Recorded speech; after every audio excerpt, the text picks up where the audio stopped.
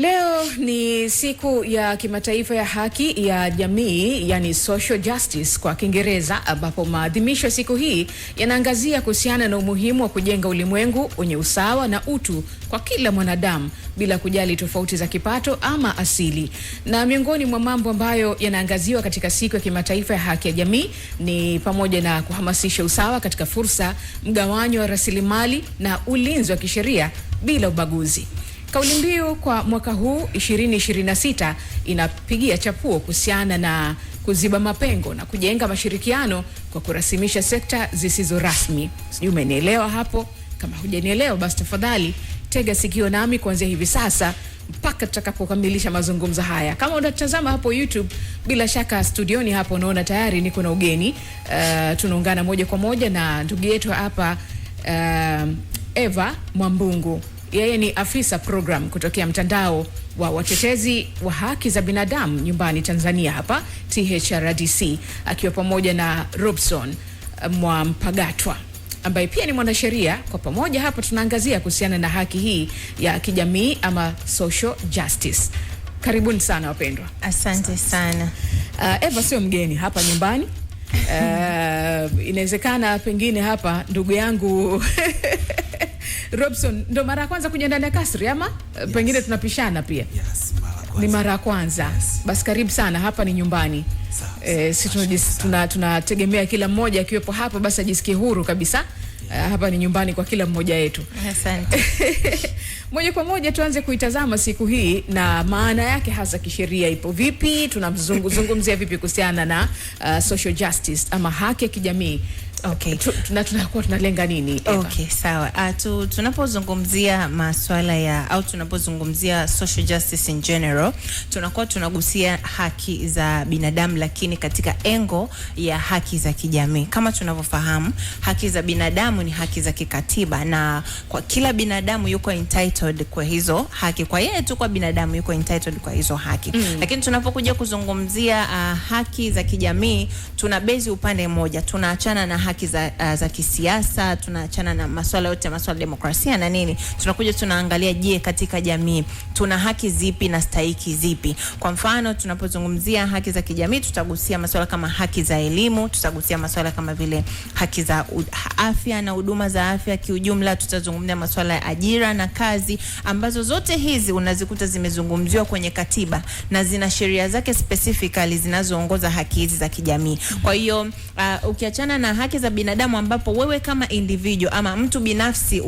unasimama nazo ama unazo, tunakuja kwenye hizi haki za kijamii zinalenga makundi yote ya kijamii. Na kwa nini social justice? Ni kwa sababu siku hii imelenga kuimarisha utekelezwaji wa haki hizi za kijamii. Kama ni afya, je, uimarishaji wa masuala ya afya ukoje? Lakini upatikanaji pia wa haki katika masuala haya ya kijamii uko vipi? Na siku hii ilianzishwa baada ya tathmini kuweza kufanyika. Ilikuwa ni mwaka 2005 ambapo Umoja wa Mataifa ulikaa kule nchini New York na kuweza kufanya tathmini ya malengo ambayo yalikuwa yamewekwa kuanzia mwaka 2000 ambayo tunaita ni Millennium Development Goals. Je, kwa mwaka 2005 yalikuwa yamefikia wapi? Changamoto ni zipi? Kwa hiyo katika kufanya ile tathmini walikuja kuona okay, bado kuna ongezeko kubwa la umaskini na kuna gap kubwa ukikompare nchi zilizoendelea na ambazo hazijaendelea na nchi za kati. Lakini walikuja pia kuona kwamba okay, kuna haja kubwa sana ya kumaintain masuala ya amani na mshikamano kati ya nchi moja na nchi nyingine, ama ulimwengu mzima tunahitaji masuala ya amani yakae sawa. Lakini apart from that walikuja kuona kwamba okay, kuna umuhimu na uhitaji mkubwa sana wa watu kuweza kutambua haki zao, lakini kuziimarisha hizi haki za kijamii ili kutengeneza connection kati ya agenda za maendeleo. Tunafahamu kila nchi ina vipaumbele vyake. Mfano kama Tanzania tuna 5-year development goals. Kila baada ya miaka 5, miaka 10 tunajua tunafanya nini. Lakini kwa Tanzania kwa Afrika tunaona nasi tuna malengo yetu. Tukija kiulimwengu tuna malengo yetu, development goals. Kwa hiyo ilitamani kutengeneza connection siku hii, na haja ya kutengeneza connection kati ya agenda au vipaumbele vya maendeleo jumlisha haki za binadamu jumlisha maendeleo ya kijamii. Kwa hiyo we need to link between development strategies za nchi husika, alafu development strategies zisisahau mrengo mzima wa masuala ya haki za binadamu, lakini lengo kuu katika kuimarisha masuala ya usawa, ugawanyaji wa rasilimali kwa kila mmoja wetu. Yes. Mimi nataka kwanza kujua moja la muhimu kabisa kwangu. Hizi haki za kijamii tunauelewa nazo, tunazifahamu ni vitu gani na zinatekelezeka hapa nyumbani kwetu Tanzania? Watu wengi wanafahamu, siwezi kusema kwamba watu hawafahamu. Nadhani watu wanafahamu lakini hawaelewi kwa undani. Kwamba mtu anasema tu mimi naenda hospitali, nikifika hospitali naweza nikamwambia mtu kwa nini hujanihudumia au nini, lakini kufahamu kwamba ile ni haki yako ya msingi, na unapoikosa ama inapotokea changamoto katika wewe kupata haki yako ya msingi ya kiafya, kuna hatua ambazo unaweza kuzichukua. Nadhani hilo ndo gepo ambalo jamii yetu inalaki. Mtu anajua kuna haki ya elimu. Je, mama fulani au familia fulani wamempeleka binti yao kwenda kufanya kazi katika mkoa fulani, wanamnyima haki ya elimu, hatua zipi zichukuliwe? Lakini pia kwa upande mwingine, kama sisi jamii tunajisahau kwamba tuna haki ila tuna wajibu katika utekelezaji wa hizi haki za kijamii. Na ndio maana mimi niwapongeze sana Crown, mmekuwa mna hizi programu nzuri za kutoa elimu kuhusiana na masuala ya sheria na haki. Yes. Robson, unasemaje kuhusiana na hili kwa upande wako? Sheria inatueleza nini hasa? Haki zetu za kijamii za msingi kabisa ni zipi? Tuna haki nyingi sana za kijamii, lakini ambacho tunatakiwa kujua pia kwamba haki za binadamu na yani haki za kijamii ni miongoni mwa haki za binadamu. Kwa hiyo uwezo ukaviseparate, ila haki za binadamu ni nyingi mno. Kwa hiyo sasa hapa leo, siku ya leo, tunaangazia tu haki za kijamii ambazo sasa ni nyingi, na katiba yetu ya Jamhuri ya Muungano wa Tanzania ya mwaka 1977 inazitaja haki za kijamii ambazo mtanguliaji aliyetangulia kusema pia amegusia. Kuna haki za elimu, haki za afya, haki za kufanya kazi. Hizo zote ni haki ambazo zinagusa jamii, na kwenye katiba yetu tunazitambua hizo haki. Kuna namna yoyote mnatazama katika siku kama leo ambapo dunia inaadhimisha siku hii, maana yake imetengwa ikiwa na maana kubwa, sivyo? Yes. Hapa nyumbani Tanzania tunaiadhimisha vipi na vitu gani tunavipa kipaumbele katika kuhakikisha kwamba kweli haki za kijamii zinatekelezeka ipasavyo? Yes, yani hizi haki kama ulivyosema kwamba ni dunia nzima inaadhimisha hizi haki za kijamii. Kwa hapa Tanzania unakuja unaona hili tangu wiki hili limeanza, ukiwa unafuatilia vizuri au mtazamaji anayetufuatilia anaweza kaa shahidi. Serikali kupitia Wizara ya Katiba na Sheria imekuwa ikifanya haya mambo, inaelimisha jamii kwamba yani lengo ni kwamba tunataka tuifikie jamii zaidi iweze kuwa na uelewa wa haya mambo. Yani tusiishie tu kuwa ni sera, haki za kijamii zikabaki kuwa sera. Tunataka watu wazijue na watu wajue haki zao za msingi ni zipi za kijamii, ili kusudi atakavyoona imevunjwa haki yake hiyo ya msingi, basi anaweza kuchukua hatua gani. Kwa hiyo huwa tunaziadhimisha kwa kuwapa elimu watu wetu, lakini tunakuwa na vipaumbele vyetu zaidi kwamba je, kipaumbele chetu kwa mwaka huu ni kitu gani? Yes. Na kwa mwaka huu mmeipa kipaumbele nini?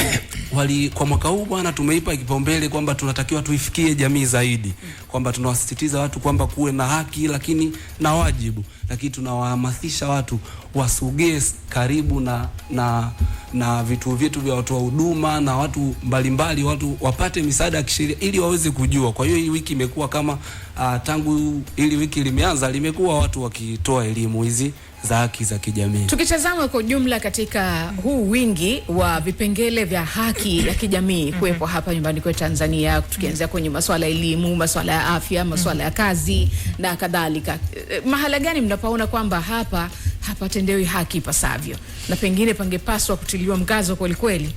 Okay, kwenye eneo hilo mimi ningependa kuzungumzia swala kubwa sana la bajeti. Tanzania tuna mikakati mingi, na ukiangalia mpango wetu wa maendeleo wa miaka 5 una vipengele vingi sana ambavyo ni vizuri, vinavyolenga pia katika kugusia masuala ya kijamii, elimu, masuala ya afya, lakini au masuala ya kazi. Lakini tunakuja, changamoto inakuja ni kwenye bajeti. Utengwaji wa bajeti unakuwa ni mdogo, na hata bajeti zinapokuwa zimetengwa, ufikaji wa moja kwa moja wa zile bajeti kwa wale wahusika inakuwa ni changamoto, ni ngumu. Kwa mfano, tuzungumzie tu mfano mzuri, haki ya elimu. Tunaipongeza serikali kwa sababu imeweza kuleta sera ya elimu bure, elimu bila ada, na hata ukipitia Wizara ya Maendeleo ya Jamii wameweza kuangazia hilo. Wameangazia swala la afya, kupungua kwa vifo vya mama na mtoto, lakini masuala pia ya elimu bure bila ada ambayo ni kipaumbele. Lakini tukiangalia bado vijijini kuna shule nyingi, hata hapa mjini katika zile shule tunatamani kuzalisha walimu wazuri wa sayansi, lakini je, kuna maabara za kutosha?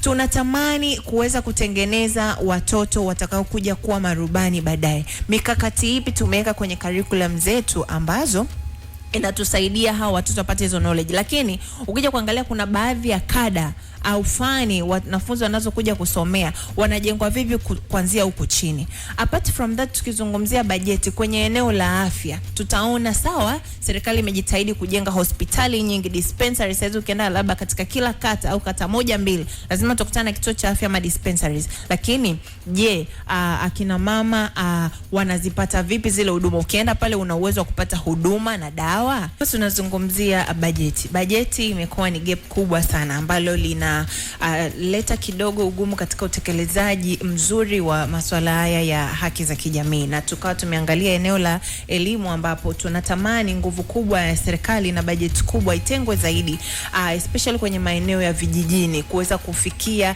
zile shule, kuboresha miundombinu. Tukizungumzia haki ya elimu, tuzungumzie sera peke yake inayozungumza elimu bila ada, lakini tunatamani kuona miundombinu ambayo inaweza kuaccommodate wanafunzi vizuri wakapata elimu na yale ile content wanaofundishwa shuleni ikaweza kukaa. Maana tunaona bado, kwa hiyo eneo hili tunatamani liboreshwe. Lakini pia tukizungumzia social rights ama social justice, tunazungumzia pia inclusive community, ambayo hawa ni watu pia wenye ulemavu na watu wenye mahitaji maalum. Je, serikali imejipanga vipi?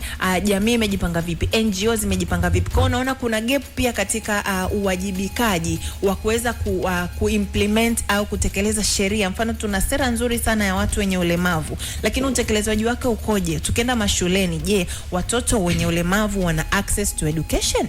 Je, kuna zile wheelchair? Kwa mfano juzi kuna member mmoja wa THRDC alikwenda kufikia jamii kugawa viti mwendo kwa ajili ya watoto wale wenye ulemavu ambao hawezi kutoka nyumbani mpaka shuleni wakiwa wanatembea. Je, katika hilo jamii imejipanga vipi? Wadau mbalimbali wamejipanga vipi? Kwa hiyo kuna gap katika utekelezaji wa sera zetu, especially katika maeneo haya ya kijamii. Lakini tunazungumzia pia eneo zima la watoto na wanawake. Tukizungumzia social justice inalenga kuleta usawa na ukaribu wa jamii. Je, tumeona serikali ina mpango mzuri sana wa kutokomeza ukatili dhidi ya watoto na wanawake. Lakini je, wale watu wanaowatendea watoto kule vijijini au hata hapa mjini ukatili, je, hatua zake na taratibu zake za kutoa haki kwa wale ambao wamefanywa hivyo uko vipi? Mahakama inajitahidi sana, lakini kuna bado nguvu kubwa inahitajika katika ulinzi na kutoa elimu kwa ngazi ya grassroots ama ngazi ya chini kabisa, kutoa elimu namna gani ya kuweza kujikinga au kujiepusha na masuala mazima haya yanayopelekea ukatili kwa watoto na kadhalika. Kwa hiyo tuna sera nzuri sana, tuna sheria nzuri sana, utekelezaji wake unakuja kwa changamoto ambao mojawapo kubwa ni ukosefu wa bajeti. Tunajua hela yetu bado haijatosha, japokuwa serikali imepambana sana, nchi yetu imeweza kuingia katika uchumi kidogo wa juu, lakini huku chini kwenye hizi haki za kijamii, maeneo ya kijamii, bajeti inatosha? Bajeti haitoshi, na kama haitoshi basi tunaweza tukafanya vipi? Lakini pia gap lingine ambalo naliona ni uwajibikaji. Watu wengi wanalenga au wanaangalia tu kwamba tumepewa haki, lakini wanasahau kuwajibika. Kwamba kuna sawa, tumepewa elimu bure bila ada. We kama mzazi, kama mwenyekiti wa serikali za mtaa, mjumbe wa nyumba 10, unawajibika vipi kuhakikisha kabisa jamii yako, nyumba zako 10 zile wanapata kikamilifu haki ya elimu. Lakini tunakuja tunaangalia wewe kama kijana una haki ya ajira. Ukiangalia serikali imetoa mikopo kwa vijana na watu wenye ulemavu na watu wenye makundi maalum na wanawake kule halmashauri. Tunasema okay, ni haki yetu kupata mikopo. Tunahitaji mtu mmoja mmoja aweze kupata mkopo apart from vikundi. Unawajibika vipi unavyopewa zile pesa katika kwenda kuanzisha biashara? Je, unatumia? Je, unarejesha? Je, unatengeneza faida, unatengeneza hasara? Kwa hiyo eneo la uwajibikaji kwa haki tulizopewa especially za kijamii, watu wengi sana na jamii inajisahau. Kwa hiyo natamani jamii iweze kukumbusha kwamba tunapewa haki, but on the same hand tuna wajibu katika utekelezaji wa zile haki. Na katika eneo ambalo umeligusa la swala zima la mitaji tunasema, kadhalika kutokuona kwamba inakwenda ipasavyo. Ni nini hasa ambacho unahisi kifanyike ili kuweza kuboresha eneo hili na kulipa nafasi endelevu? Okay, hapa nitagusia maeneo mawili. Moja kabisa nitagusia eneo la jamii, watu especially vijana. Vijana sawa, tunajituma. Hatupendi kuambiwa kwamba hatujitumi. Vijana tunajituma, lakini haitoshi. Accountability yetu ni ndogo sana. Unapewa milioni 10 kwa riba, nadhani haina hata riba. Katika kurudisha unapewa mpaka muda wa miezi 6, mwaka mmoja urudishe. Lakini unashindwa kutengeneza hata faida. Unashindwa kurudisha hata baada ya miezi 2 mitatu. Nadhani ni uwajibikaji uko mdogo. Tunapata fursa lakini namna ya kuzitumia inakuwa ndogo. Au unaambiwa kijana, tengeneza kikundi cha watu 5 au watu 4, njooni chukueni mkopo, andikeni mradi wenu, mnataka kufanya nini ili kujiendeleza nyie. Maana ukimwendeleza kijana, nadhani kijana akipata fursa na familia yake iliyoko nyuma yake imepata fursa. Unashindwa kama kijana kuandika tu mradi mzuri wa kwenda kushawishi watu wa halmashauri wakupe mkopo. And apart from that, nikachana na vijana kule halmashauri sasa, watendaji, watekelezaji, tunapokuja na miradi yetu, tunakuja na maandiko yetu ambayo tumekizi vigezo kabisa. Kikundi kipo, tumekisajili, tuna katiba, tumejisajili, tuna biashara. Upatikanaji wa huu mkopo, mchakato wake uko vipi? Inakuwa ni mambo ni vurugu, varaga. Hapo ndo watu wanapokwama. Kwa hiyo tukiachana na sisi accountability ya vijana, lakini pia kule ambapo wanatekeleza, wanatusaidiaje kuhakikisha mchakato unakuwa mwepesi? Lakini pia swala la elimu ya uchumi limekuwa ni changamoto kubwa. Kwa nadhani pia apart from wadau mbalimbali wa masuala ya uchumi, serikali pia inahitaji kuangalia namna gani ya kuongeza nguvu kubwa sana kwenye swala la elimu ya uchumi. Isitulaumu tu vijana kama tunapa mikopo, akina mama tunapa mikopo, watu wenye ulemavu tunapa mikopo, hairudi. Lakini kabla sijachukua, elimu mlionipa ni ya nadharia ama ni ya kipractical huku mtaani ninapokwenda Ilala kuanzisha biashara yangu? Ninataka kuanzisha biashara kutengeneza mkaa kupitia vumbi au tope. Je, katika lile mnanipa elimu ya theory au mnanipa elimu kulingana na assessment pia ambayo mmeifanya na uhalisia wake? Kwa pande zote mbili zina changamoto ambazo zinapaswa kufanywa kazi kwa haraka. Kwa serikali, watu waliopewa dhamana, kadhalika na sisi wenyewe pia wananchi. Na eneo lingine natamani pia kuzungumzia hapa ni upande wa NGOs ama CSOs ama mashirika sio kwa kiserikali. Tumekuwa tukielekeza sana miradi yetu kwenye masuala mazima ya kinadharia zaidi. Tumekuwa tukitoa elimu kwenye kinadharia zaidi. Nadhani ni kipindi ambacho, kwa sababu siku hii ya social justice inaangalia pia masuala ya uchumi, namna gani watu wanajikomboa kiuchumi na kumaliza umasikini, tuelekeze miradi yetu katika masuala mazima ya kuwezesha jamii kujikimu, kuwezesha jamii kutengeneza fursa za kiuchumi, kuwezesha jamii kutengeneza fedha, kuwezesha jamii kuwa na uwezo wa kujitegemea, innovation skills za kutengeneza fedha. Tutafute miradi ya aina hiyo ambayo itatengeneza sustainability ya kiuchumi kwa jamii, apart from mtu anakuja na kufundisha kuhusiana wewe labda ni mwanamke unatakiwa kufanya hivi ili ujikuze mwenyewe, upate power katika jamii na nini. Mwanamke mimi katika kuhakikisha kwamba thamani yangu inabaki, sitakiwi kuomba hela, unaniwezesha vipi sasa kuweza kujikwamua mimi mwenyewe? Sawa. Robson, unasemaje kwa upande wako? Nini umekiona ambacho kinakwamisha kama changamoto na kisichokwenda vizuri? Yani Madam Mwambungu amejaribu kuzungumzia, amemaliza yote akasema bwana budget, anasema bwana uwajibikaji. Lakini mimi nafikiri pia watu ambao tunasema kweli tunaweka budget, je, watu wana uelewa sawasawa na haki zao za kijamii? Kwa hiyo hapa nagusa kwamba sasa jamii haina uelewa, yani changamoto iliyopo jamii haina uelewa. Swali langu niliuliza mwanzoni kabisa kwamba jamii ina uelewa. Kwa hiyo unakuta serikali au sisi mashirika binafsi yanalenga kufaidisha tu watu wa mijini Dar es Salaam, lakini mtu yupo na Njirinji huko, yupo Kiela, Makete, yupo Bunda huko, hajui hivi vitu. Vitabaki tu tunawaelimisha. Bahati nzuri sasa hizi kuna redio hapa, tumekuja Crown, inamfikia hadi mtu popote alipo. Kwa hiyo watu hawana uelewa wa hizo haki zao za msingi. Kwa hiyo hata ikivunjwa au akiwa hajaipata anachukulia ni kawaida, kwa sababu kitu akijui. Kwa hiyo nafikiri ukiachana na bajeti au uwajibikaji, nilikuwa pia natakiwa niongeze pale kwenye uwajibikaji. Hapa amesema kuna mikopo tunayo ya kila halmashauri, 10% za pato la halmashauri. Serikali imeelekeza kwamba bwana wapewe vijana kama mitaji, makundi maalum nini. Lakini je, chombo tunakosa je, chombo serikali imekiandaa chombo ambacho kitakuwa kina monitor hivi vitu, yani kwa ufasaha zaidi, kwamba chombo tunatenga special kitakuwa kinashughulikia kuangazia haya mambo, tujue je halmashauri fulani je kweli inafanya tunayotamani tufike, je sekta fulani ya afya je inatoa hivyo. Kwa tuna vyombo ambavyo kitaalamu vinakuwa vinakosa ule kuwa tunakosa chombo cha kuwajibisha moja kwa moja. Yes. Hatua zipi labda za kisheria mtu anaweza kuzichukua pale ambapo anaona kabisa anakosa haki zake na anastahili katika upande huu wa haki za kijamii? Pale sasa hapo tayari mtu ana elimu na hizi haki za kijamii. Hatua ni yeye kwenda kwenye mamlaka. Sisi ni nchi ambayo inaendesha kwa misingi ya katiba.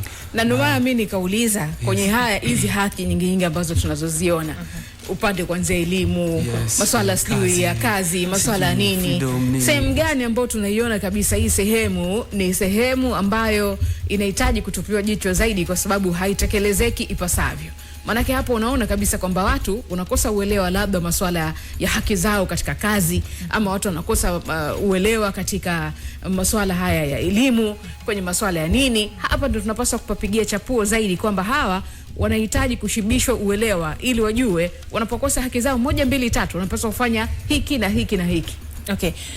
Kwenye eneo hilo nadhani kwenye swala la uelewa kuhusiana na haki za binadamu na haki za msingi na haki za kijamii, changamoto kubwa inakuja somo la haki za binadamu katika mitaala yetu tunaweza tukasema halijabebwa kiuzito. Na tumekuwa tukichampion sana, tunatamani serikali na wadau wa elimu waweze kuliangalia hili. Mtoto anapojua haki yake kuanzia chini ngazi ya primary school, secondary school, advance, amekuja chuoni anakuta human right is a compulsory study, inamjengea yeye uwezo wa kwanza kuweza kujitambua, kutambua ni namna gani ya kusimama asikiukwe haki yake. Lakini inasaidia jamii kuwa na ulinzi mkubwa. Yani hata mtu akishia form 4 au darasa la 7, uelewa wake kuhusiana na namna gani anaweza kulinda haki ya mwingine unakuwa ni mkubwa. Kwa hiyo nadhani tuwekeze kwenye elimu. Tunatamani serikali iweze kuhakikisha kwamba somo la haki za binadamu linaingia katika mitaala ya elimu ya Tanzania ili kumwezesha mtoto kujilinda na kuzisimamia haki zake kuanzia akiwa mdogo. Jamii kulinda na kuheshimu haki za binadamu. Hatutakuwa na jamii korofi, hatutakuwa na jamii sumbufu, hatutakuwa na ukiukwaji wa haki za binadamu barabarani, na kila mmoja atatambua haki yake ni nini. Exactly. Na kuweka mipaka, kwa sababu unaambiwa haki yako inapoishia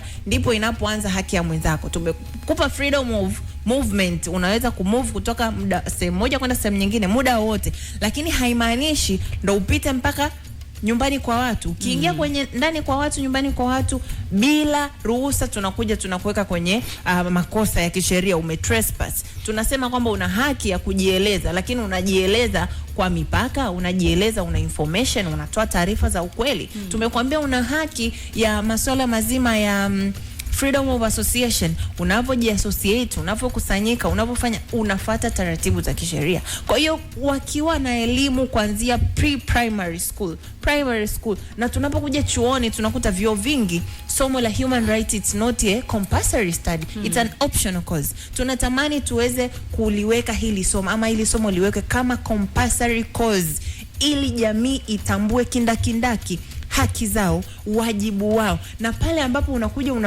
unamwadhibisha mtu anakuwa tayari anauelewa, haonewi. Lakini pia kwenye sheria tuna msemo mmoja tunasema ignorantia jure non excusat. Ignorance of the law is not an excuse. Lakini umemwandaje huyo mtu kutokuwa ignorance of the law?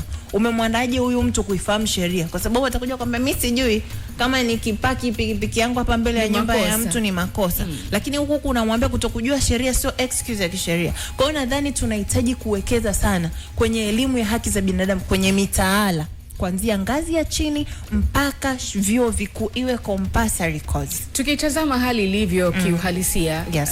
Mtazamo wenu tu bara letu la Afrika liko katika wakati gani? Ni kwamba tumejisogeza kidogo kwamba tumepanda katika swala zima la uelewa masuala haya ya haki za kijamii, ama bado ndo tuko tia maji tunahitaji kupigwa darasa la kutosha sana? Okay, nikizungumzia Afrika tumetofautiana. Kuna nchi nyingi ambazo zimeendelea, watu wengi wanafahamu kuhusiana na haki zao. Lakini ukija mataifa ambayo hayajaendelea au yako nyuma kiuchumi, hata uelewa kuhusiana na haki za binadamu unakuwa ni mdogo. Lakini kuna nadharia moja ambayo imekuwa ikiwepo katika jamii, aidha ni viongozi au watu tu wenye siseme madaraka au ni watu wakubwa, wamekuwa wakielewa kwamba mtu ukijua haki yako unakuwa mkorofi. Lakini si kweli. Nikiangalia masuala upande wa Afrika, tuna mkataba wa Afrika wa masuala ya haki za binadamu, African Charter on Human and People's Rights, ambao nchi zote za Afrika zinatakiwa kuadapti huu mkataba, kutengeneza sera za ndani zinazoendana kuhusiana na masuala ya zinazoendana na ule mkataba ulivyosema, African Charter on Human and People's Rights. Na nchi nyingi umeziadapti ama umesaini kuwa mojawapo ya nchi ambazo zinatekeleza na kutizama ule mkataba kwenye masuala ya haki za binadamu. Changamoto tunakuja kwenye utekelezaji. Sera za ndani zinazo reflect ule mkataba wa Afrika wa masuala ya haki za binadamu, ugumu unakuja hapo. Unakuta mkataba upo umezungumza vizuri, umetengeneza na strategy kabisa za kupambana na ukatili wa kijinsia, kupambana na ukatili wa watoto. Lakini je, tunatengeneza sera zinazo fanana na ule mkataba wa kiafrika kama tulivyoahidi kwamba tuna uadapt na tutatengeneza sera? Changamoto inakuja hapo. Kwa hiyo nchi nyingi zina sheria nzuri, sera nzuri, ni memba wa mikataba mingi, swala ni utekelezaji. Na watchdog sasa, watizamaji au wadau mbalimbali wa haki, mashirika sio ya kiserikali, wadau mbalimbali, Umoja wa Mataifa, unavyokaa unaona kabisa nchi fulani haijafanya vizuri katika eneo hilo, upigaji kelele wake uko vipi? Sisi kama wadau wa upande wa sekta ya NGO tunasimama kwenye uchechemuzi, tunafanya advocacy, tuna engage katika kutengeneza sera. Kwa mfano juzi kulikuwa kuna kikao cha kilichoweka wadau pamoja, akifanya shirika moja hapo, kuweka wadau pamoja kutengeneza na kuangalia sera ya elimu ina mapungufu gani. Moja hapo ya issues zilizoibuka ni kwamba kuna wale watoto ambao walitakiwa kurudi shuleni baada ya kupata ujauzito na kujifungua, na kulitengenezwa, kulikuwa na re-entry policy kwamba wanafunzi inabidi warudi, na it's either warudi kwenye mfumo rasmi wa elimu ama mfumo ambao sio rasmi wa elimu kule VETA kujifunza na nini. Lakini je, utekelezaji wake uko vipi? Umemwekea mazingira gani yule mama mtoto kuja na mtoto wake kujifunza? Unapomwambia kwamba arudi shuleni katika elimu rasmi, anapokutana na wale wanafunzi waliomfanyia bullying wakati ni mjamzito, what are the strategies? Changamoto inakuja kwenye utekelezaji. Kwa sera tunazo nzuri, nchi za Afrika tunaongoza katika sera nzuri, naweza nikasema, na katika masuala mazima ya social rights tuna mikakati mizuri na bora sana, lakini utekelezaji wake ndo changamoto. Na kuna kichaka ambacho tunajifichia kwamba fedha hakuna, Bajeti haitoshi hata kuilisha nchi. Tunakopa, tunafanya nini? Lakini tunaweza tukaweka mikakati ya iliyo base kwenye duties za wananchi, responsibility za wananchi. Namna gani huyu mwananchi awajibike kuhakikisha mpango wa taifa wa maendeleo ya kijamii unatimilizika. Unamjenga vipi? Sawa. Tukitazama swala zima la maadhimisho ya mwaka huu, yenyewe amegonga kabisa na kugusa kuhusiana na umuhimu wa kuweza kujenga ulimwengu wenye usawa na utu kwa kila binadamu. Lakini pia bila kujali tofauti za kipato ama asili ya mtu. Hii tunaiwekaje? Tunatengenezaje jamii yenye usawa wa aina hii hapa nchini kwetu? Tukitazama kuna matabaka mbalimbali.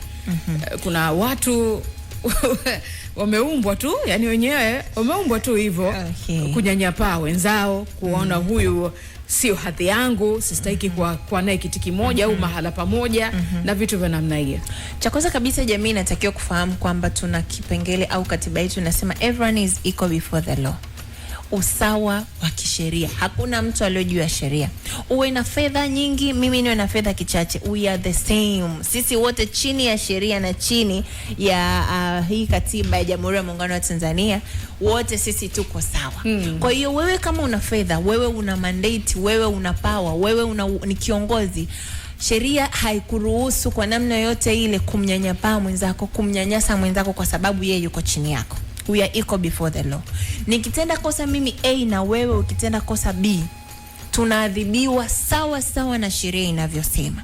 Kwa hiyo katika kutengeneza jamii yenye usawa ni kuhakikisha katika kuhakikisha kwamba hakuna matabaka, ni kuhakikisha kwamba tunakuwa tuna good governance, lakini usimamizi wa kipengele cha no one is above the law kinasimamiwa vizuri. Kwa sababu tunaona changamoto pia inakuja, mtu amefanya kosa, let's say kwenye amekiuka masuala ya ubakaji mtaani, au amemnyanyapaa, amemficha ndani mtoto mwenye ulemavu, ampeleki shuleni.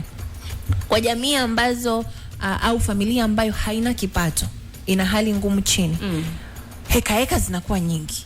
Yani hata power ya mjumbe wa nyumba 10 kuwa sukuma inakuwa ni nyepesi.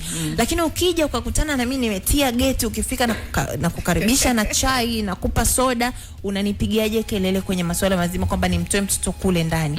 Au mimi nimeweka nyumba yangu kwenye eneo la barabara ambao watu wanatakiwa kupita, au nimeziba mfereji ambao unatakiwa kupitisha maji machafu. Nikiwa na pesa nimekuwa na power zaidi. Lakini inabidi tufahamu kwamba uwe na pesa usiwe nazo, lazima uwajibike pale ambapo unavunja sheria. Mimi bado naumiza kichwa hapa kwamba tunafanyaje sasa, kwa sababu haya mambo bwana yamegawika kweli kweli. Yani yako kwenye tunasema kizungumkuti, sio? Robson, wewe unasemaje? Unaona tuna uwezo wa kuitengeneza jamii isiyokuwa na matabaka kweli, kutengeneza huu usawa ambao umeonekana una kila haja na sababu katika maadhimisho mwaka huu, katika kuitengeneza jamii yenye mshikamano na si masuala ya kubaguana. Mifano kama hiyo ambayo Eva hapa ametoa. Lakini pia kwenye masuala ya kisheria, mtu unaweza kwenda kuomba kazi sasa hivi, lakini mwingine akitoa tu kitu kidogo anaweza akajikuta amepata. Au hata katika masuala mbalimbali ya tenda huko na vitu vingine vya kibiashara, mwenye nacho ndo anapokuwa kipaumbele kuliko asiyekuwa nacho. Tunafanyaje hapa? Kwanza uliniuliza kama inawezekana tukafikia jamii yenye usawa. Kwa mimi na nafikiri wote hapa tunaweza kaa tukakiri kwamba inawezekana. Kwa nini siwezekane? Inawezekana. Ila inawezekanaje? Hapo sasa. Yes, hapa inawezekanaje? Sasa kupitia wadau mbalimbali na serikali ikiwa inatia mchango wake, tunapaswa kuifikia hii jamii. Unajua unaweza uka trace back miaka iliyopita huko nyuma, hata kwenda tu shule mtoto wa kike ilikuwa inakuwa mtihani. Lakini kwa nguvu kubwa walioamua kuiweka wakati huo, imeleta mpaka saizi ni kawaida, wote tuna nani. Kwa hiyo kumbe tunatakiwa tutie nguvu zaidi katika kuifikia hii jamii. Yani bila nguvu tutabaki tu kuwa ni sera. Yani hizi siku tunaziazimisha tu kwamba ni sera, lakini tukitia nguvu zaidi katika kuifikia jamii na kuihamasisha, let's say tukaleta leo kwamba bwana tutengeneze mipango mikakati. Sasa watendaji nao pia wale wa chini, watendaji wa serikali wanaoisaidia serikali wakawa yani wanawajibika ipasavyo. tunafika tu tunakokutaka. Yes, tunafika, ila sasa shida inakuja kutukwamisha. Hata hiyo issue ulisema kwamba watu kupata tu kazi, mimi natakiwa nikiwa nacho kwa namna yani nitu kidogo, ni ile kwamba uwajibikaji. Yule angewajibika kwa nafasi yake kwamba bwana, nimepewa hii kazi nisimamie haya hapa, yani mtu aishi kwenye maadili yake. Na nafikiri pia tunatakiwa sisi kama Watanzania au wote tuishi kwenye maadili yetu, yani tuishi kwenye misingi yetu. Tukiishi kwenye misingi yetu, hakutokuwa na kupendeleana, hakutokuwa na mambo ambayo yanahusisha mambo ya rushwa, sijui mambo ya ubaguzi. Leo hii unasema mtu yule bwana ana rangi fulani, mimi bwana watu kama hao sitaki. Ila ni vitu hivi kwamba mtu ni ulimbukeni tulionao, yani elimu haijatufikia kiasi hicho cha kwamba, kwa hiyo natakiwa tuweke mkazo katika kuifikia hii jamii. Tunafika tunakutana. Mkitazama kuna haki yoyote ambayo mnaiona inaminywa au pengine kukosekana kabisa au inakandamizwa hapa nchini kwetu Tanzania? Haki zinatolewa, lakini sasa mkazo kwenye haki hizo, je, upo sawa? Yani unajua, kwa mfano saizi hapa tunasema haki ya kufanya kazi. Katiba inaweka wazi kabisa kwamba kila mtu ana haki ya kufanya kazi. Na serikali ina wajibu wa kuhakikisha mazingira rafiki ya kufanya kazi. Lakini pia hata wale wakubwa wa sekta binafsi, achana za serikali, wana wajibu wa kutoa kazi, lakini pia kuwa na kumwekea mtu mazingira rafiki ya kufanya kazi. Sasa unakuta watu wengi wafanya kazi hasa sekta binafsi kuna vitu hawavipati, yani ile tuliyosema sasa kwamba ajui haki zake za msingi. Na waajiri wanatumia hiyo sasa gepu. Vitu gani ambavyo unaviona watu hawavipati kwenye swala hilo la hasa zile kazi ambazo sio rasmi, sio zile za professional? Unakuta watu ni wengi huko wanatengeneza labda mabarabara, hawaweki kwenye mfuko wa hifadhi za jamii. Ile ni haki yake, yani yule mfanyakazi ni haki yake kupewa kuingizwa kwenye mfuko wa hifadhi za jamii, ili ile hela ije imfae hata wakati ule. Lakini waajiri, kwa kuwa watu hawajui, wanapewa vibarua tu. Yani anaamua kutumia ile kwamba hawajui. Sasa anakupa kibarua kwamba upige day kiasi kwamba usiweze kuwa yeye anawajibika katika kuwekeza katika ule mfuko wa hifadhi za jamii. Kisheria hii ikoje, kwamba inaruhusika watu kuwapa kazi ya udai waka ama kibarua kama hivyo, ama inatakiwa mtu lazima ajiriwe kabisa rasmi ili afanye kazi? Vibarua haviepukiki kwa sababu kuna kazi za siku moja, siku mbili, kuna mwezi, lakini kikubwa na kitu cha msingi ni mkataba. Una mkataba na yule mtu, lolote likitokea la kutokea, je, wewe unasemaje kwamba huyu ni mwajiri wangu? Kwa sababu ili uweze useme tuna haki ya kufanya kazi na kulipwa mshahara. Unanyimwa haki yako ya mshahara, ni mwaka, ni mwezi, ni miezi mitatu hujalipwa. Ni mgeni amekuajiri katika eneo fulani, lakini huna mkataba. Unakuja unalalamika kwamba mtu huyu mimi namdai. Kutokufahamu kwamba una haki ya kupewa mkataba unapoingia katika kazi yoyote kuna kufanya wewe uje kupata changamoto katika kuipata haki yako hiyo. Kwa mwajiri yoyote anatakiwa ampe mfanyakazi wake mkataba. Nilizungumzia kipindi fulani pia masuala ya wafanyakazi wa ndani. Wafanyakazi wengi wa ndani hawana mikataba, wa madukani hawana mikataba. Lakini inatokea wewe ni mfanyakazi wa muda mrefu, unatakiwa uweze kuingia katika mifuko ya kijamii, NSSF, bosi wako akuwekee kule pesa, lakini unaogopa kumwambia kwa mshahara 200,000 bosi unatakiwa pia uniwekee kiwango kutoka kwako kule NSSF ili baadaye ije kunisaidia. Bosi mbona kama ataniambia hela ni kubwa, bora nikae kimya. Lakini ile ni haki yako ya msingi na ni wajibu wa bosi wa kisheria kukuwekea fedha katika mifumo au mifuko hii ya kijamii ambapo utachangia na kuna wafanyakazi ambao wapo katika sehemu ambazo za kuonekana kabisa, kwa mfano kama media house, ni wengi tu. Inawezekana mtu anafanya kazi hana mkataba, na mbio subiri mwezi ujao tutakupa mkataba. Miezi inakatika, mwaka unakatika. Mtu huyu anafanya kazi, pengine anapokea mshahara nusu au pengine posho, hajafanywa chochote. Na kutokana na uhitaji wa kazi na nini, watu wanaendelea kukomaa. Kisheria hii ikoje? Mtu huyu anapaswa kufanya nini? Sheria bwana, sheria zipo wazi kabisa kwamba mambo ya kufanya kazi kwa muda kwamba tunasema kipindi cha uangalizi. Sheria inakitambua hicho uangalizi, si una muda? Yes, kwamba ule muda unaisha, na mwajiri anapewa pia mamlaka na sheria hiyo kwamba bwana, kama kipindi cha uangalizi kitakuwa kimeisha, anaweza akasema tena anakuongezea wakati fulani. Lakini wakati ule ukiisha, ukiendelea kufanya kazi, sheria tunasema bwana, kisheria tunasema bwana, alikupa yani tunamhesabu kama tayari wewe ni mwajiriwa, hata kama hujapewa mkataba. Hata kama hujapewa, ikiwa na kisheria muda wa uangalizi unakuwa miezi 3, 6 au miezi mingapi? Au kipindi gani hasa ambacho kinaweka ukomo kusema kwamba huyu alikuwa kwenye uangalizi? Kuna miezi 3, 6, lakini akitakiwa kuzidi zaidi ya miezi 6. Unaweza kufika hata wakati fulani, let's say wale wanaofanya benki, anaweza kufika hata akamuongeza, lakini isizidi hapo. Yani kipindi cha uangalizi akizidi mwaka, akizidi mwaka manake umpe mkataba, usimpe mkataba, huyo tayari ni mwajiriwa. Lakini kipindi chote hicho cha uangalizi anapewa mkataba wa uangalizi, kwamba yuko chini ya uangalizi. Hata kama mtu amekuja kujitolea, ni volunteer, mpe mkataba wa volunteer. Hata kama waajiri wengi nadhani wanaogopa kwamba nikimpa mkataba natakiwa kumlipa. Let's say mimi nimekuja kwenye taasisi yenu, nasema nataka kuvolunteer kutoa elimu ya kisheria au masuala ya kijamii, lakini sihitaji malipo yote. Mtaniambia sina pesa. Nipe mkataba wa kujitolea. Katika ule mkataba andika kabisa, tumekubaliana hakutakuwa na nauli, hakutakuwa na hela ya chakula. Kikubwa ni mkataba. Ili haki yako iweze kutimilizika, unahitaji uthibitisho unaoonekana, ama uthibitisho wa kukiri. Tunathibitisha vipi? Unaelewa? Lakini watu wengi tunasema sawa, tuna uhitaji wa fedha, ila tunaogopa wenyewe kuzivaa haki zetu. Hiyo ndo changamoto. Na waajiri wengi pia wanateki hiyo kama advantage.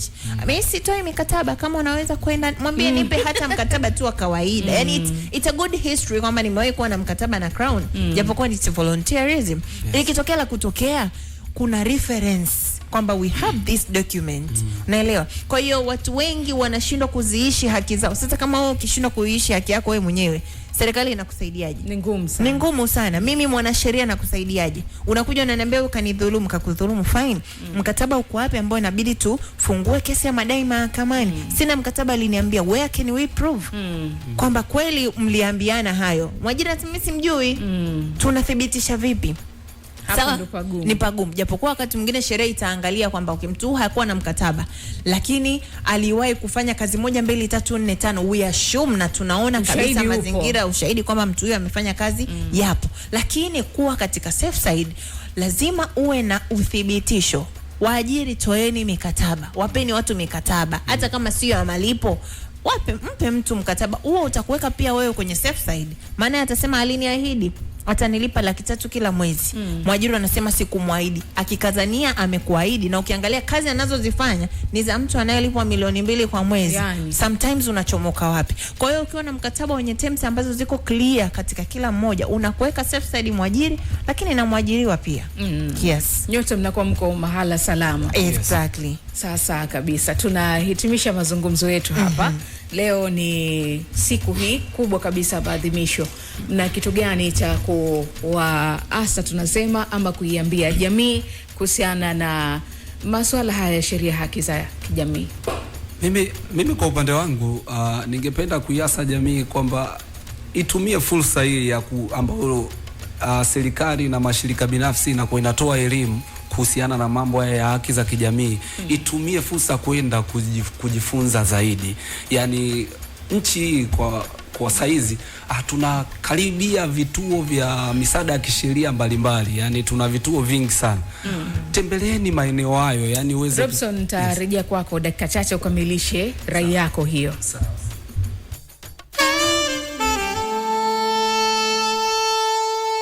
92.1 Crown FM. Tupo mwaka wa mbele.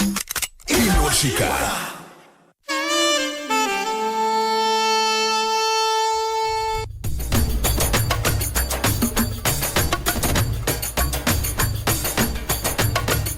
Kipindi hewani ni Kasri la Kikeke. Robson, uko natumalizia hapa kutoa rai kwa wasikilizaji ambao wanatusikiza wakati huu kuhusiana na siku hii ya haki za kijamii. Yes.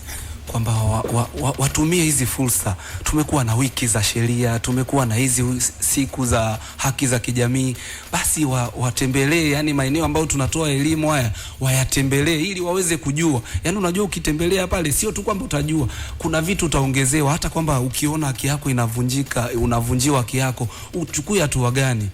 Lakini pia serikali kama serikali pia inatakiwa kuwekeza hapa. Tulisema uwezeshaji, yani bajeti ni ndogo inayokuja kwenye kulenga haya mambo ya kuwaelimisha watu. Kwa hiyo tunatakiwa kama serikali, ni rai kwetu kwa serikali kwamba angalau iweke bajeti ambayo angalau itakuwa tuweze kuwafikia watu wengi zaidi. Ili tusishie tu kwamba tunabaki kuwa hivi, ila tuwafikie watu wengi zaidi. Lakini jamii kama jamii pia iwe tayari, yani iwe tayari kuelimika. Yani pale ambapo tunakuwa tunatumia nguvu kubwa, au serikali au mashirika binafsi yanatumia nguvu kubwa kuwafikia, basi wawe tayari kupokea hizo huduma, na pale ambapo itawezekana basi wao wanaishi kwa tahadhari. Hapa tunajaribu kuona kwamba jamii haina elimu zaidi kuhusu haya mambo.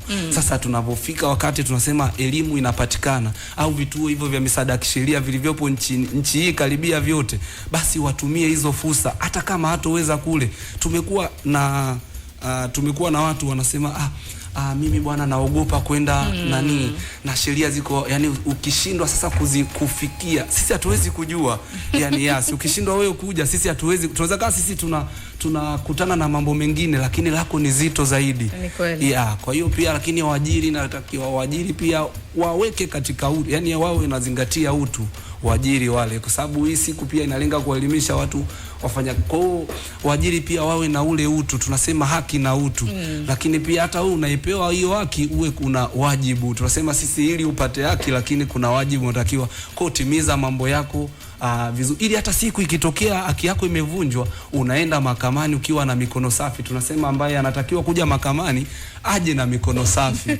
Yani sio unakuja wewe kumbe una matatizo mengi ya kinizamu ambayo mwajiri wako pengine ndio maana inamfanya asifanye hivyo. Kwa hiyo sasa Eva, una rai ipi kwa raia wanaotusikiza? Mimi rai yangu cha kwanza kabisa ni elimu. Ni rai yangu kwa serikali, elimu swala la somo la haki za binadamu liweke kwenye curriculum zetu from primary, kwanza from pre-primary, primary, secondary, na katika vyuo iwe ni compulsory subject, iwe ni compulsory course. Hiyo ni namba 1. Lakini namba 2, natamani tutenge bajeti ya kutosheleza katika kutekeleza sera zetu nzuri tulizozitengeneza za masuala ya haki ya kiuchumi na masuala ya haki za kijamii. Apart from that, natamani kuongea na wadau wa maendeleo na NGOs. NGO nimezungumza kwamba natamani tuelekeze miradi yetu katika kuwajengea watu namna bora ambayo itakuwa na sustainability kiuchumi, sustainability ya kijamii. Kama ni elimu tutoe elimu ambayo tutamwacha mtu na knowledge ya kesho na kesho kutwa kujitegemea, kujisimamia, kujilinda. Lakini tutengeneze elimu ambayo inalinda na kuheshimu haki za binadamu. Sisi wenyewe watu nakuja sasa majirani zetu, wadau wetu wa kasri, wasikilizaji wetu, wajibika kwenye haki yako. Haki haikufuati, haki unayo tayari. Kuwa responsible and accountable. Lakini katika kuwa responsible, katika kutekeleza haki yako, jua haki ulionayo na mwenzio anayo. Haki yako inapoanzia na inapoishia, ndipo inapoanzia haki ya mwenzako. Na nimalize kabisa kwa kurudia statement yetu kwamba ignorance of the law is not an excuse. Kutokujua sheria sio excuse ya wewe kutokupanishiwa na sheria au kutokupewa adhabu. Utapewa adhabu ipasavyo. Kwa hiyo itafute sheria, jifunze, soma. Serikali, watengeneza sera wanaashumu sheria zote zilizotengenezwa na nchi. Kila mwananchi anazijua. So be accountable, be responsible, kusoma na kuelewa. Asante sana. Thank you. Tupo mwaka wa mbele. Imewashika.